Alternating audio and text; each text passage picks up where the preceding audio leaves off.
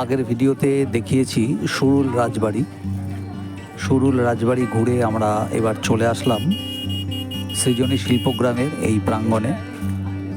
এইটা হচ্ছে সৃজনী শিল্পগ্রামের এন্ট্রি গেটটা, পোড়া মাটির আদলে তৈরি। এই গেট দিয়ে ঢুকেই বাঁদিকে হচ্ছে টিকিট কাউন্টার, সেখান থেকে পার হেড 30 টাকা করে টিকিট কেটে আমরা ভেতরে ঢুকলাম। আজকে ডিসেম্বরের 22 তারিখ, আগামীকাল 23 তারিখ আমরা বেরিয়ে যাব। আর 24 তারিখ থেকে মোটামুটি পৌষ মেলার আয়োজন শুরু হয়ে যায়, তাই জন্য শিল্পগ্রামের চারিদিকে ব্যস্ততা দেখতে পাচ্ছি। এই হচ্ছে শিল্পগ্রামের ভেতরে চারিদিক আমরা দেখতে পাচ্ছি শিল্পের ছোঁয়া, খুব সুন্দর ডেকোরেশন করা। এখন এই পৌষ মেলা উপলক্ষে চারিদিকে এই সৃজনী শিল্পগ্রামের ভেতরে বিভিন্ন অনুষ্ঠান চলছে। এখানে দেখতে পাচ্ছি একটা আইল্যান্ডের মতো, চারিদিকে পরিখা করা আছে এবং ছোট একটা ব্রিজ আছে, সেটা দিয়ে গিয়ে ওই আইল্যান্ডে যাওয়া যায়। ওখানে কয়েকটা মূর্তি স্ট্যাচু রয়েছে বিভিন্ন বিপ্লবীদের, যেমন সিধু কানু, তিলকা মাঝি, বিরসা মুন্ডা ইত্যাদি।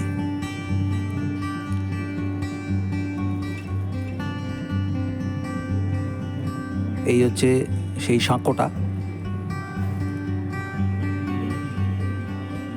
এই সাঁকো করে ওই আইল্যান্ডে চলে যাওয়া যায়। দূরে একটা আমরা দেখতে পাচ্ছি বুদ্ধ মূর্তি, গোল্ডেন কালারের।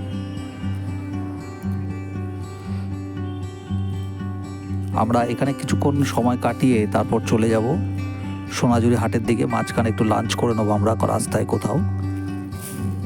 ভিডিওটি ভালো লেগে থাকলে অবশ্যই মনে করে সাবস্ক্রাইব করবেন ও বেল আইকনে চাপ দিতে ভুলবেন না। আর অবশ্যই লাইক, শেয়ার ও কমেন্ট করবেন।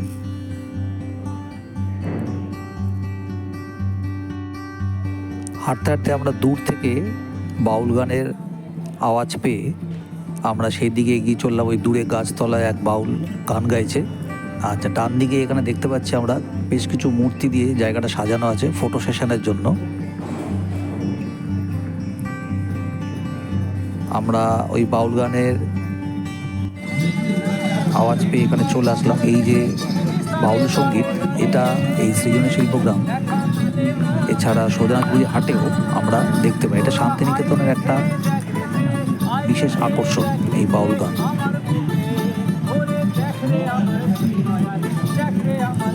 টুরিস্টরা খুশি হয়ে যা দিচ্ছেন তাই ইনি গ্রহণ করে নিচ্ছেন।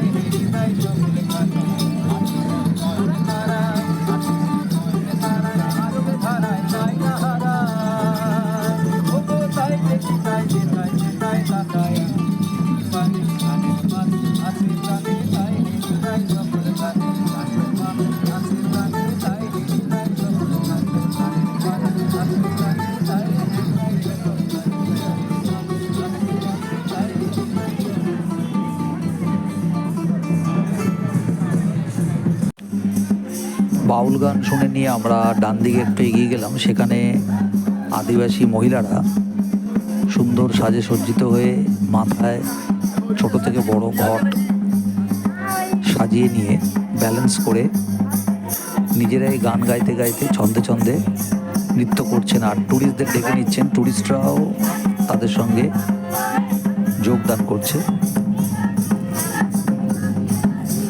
এটাও একটা শান্তিনিকেতনের বিশেষ আকর্ষণ, যেটা কিনা এখানেও আমরা দেখতে পাচ্ছি সৃজনী শিল্পগ্রামে। এছাড়া সোনাঝুরির হাটেও পাওয়া যাবে, সেখানেও এই সংস্কৃতিটা রয়েছে।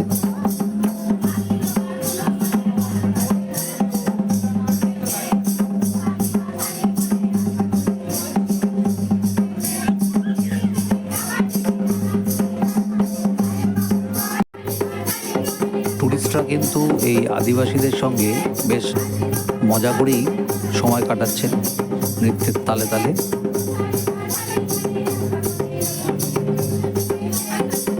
এখানে আর কিছুক্ষণ কাটিয়ে আমরা বেরিয়ে যাবো এবার সোনাঝুরি হাটের দিকে, কারণ সন্ধ্যের আগে আমাদের পৌঁছতে হবে। আমরা টোটোর যে ছেলেটি আছে তার সঙ্গে কথা বলে মাঝখানে একটা হোটেলে আমরা কিছুক্ষণ লাঞ্চ করে নেব। অনেকগুলো নামকরা রেস্টুরেন্ট রয়েছে, যেমন আমার কুটির, বনভূতি ভেসেল। তো এই টোটোর চালক বলল আমাদের দুই কন্যা একটা হোটেল আছে, সেখানে যেতে। তার কথা মতোই সেখানে চললাম। মাঝখানে এই যে দেখতে পাচ্ছি, এটা পুরনো সোনাঝুরির হাট, এবং রাস্তায় বেশ জ্যাম হয়ে গেছে, কারণ এই সময়টা পুরো সিজন, প্রচুর টুরিস্টরা এসেছেন। এটা হচ্ছে পুরনো সোনাঝুরির হাট। আমরা লাঞ্চ করে নিয়ে তারপরে সোনাঝুরি হাটে আবার ব্যাক করব।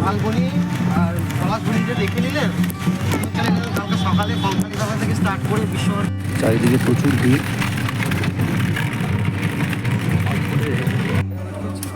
এইটা হচ্ছে দইকন্যা হোটেলের তুমি খাবে না? সামনের দিকটা।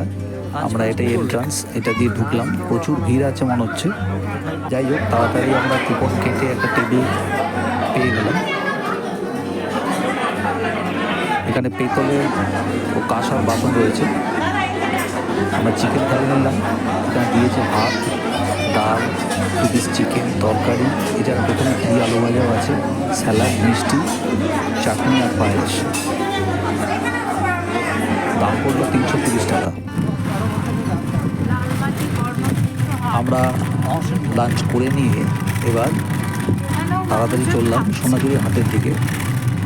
সন্ধ্যে হয়ে গেলে কিন্তু সোনাঝুরি হাটে গিয়ে লাভ নেই, তাই জন্য আমরা আগে সোনাঝুরি হাটটায় চললাম। তারপরে যাব কঙ্কালীতলা। এই যে মাঝপথে এখানে প্রকৃতি ভবন আছে, এটা দেখে নিতে পারেন। আমরা যদিও ঢুকিনি, টিকিট কেটে যাওয়া যায়। ভেতরে বিভিন্ন গাছের গুড়ির ডিসপ্লে আছে।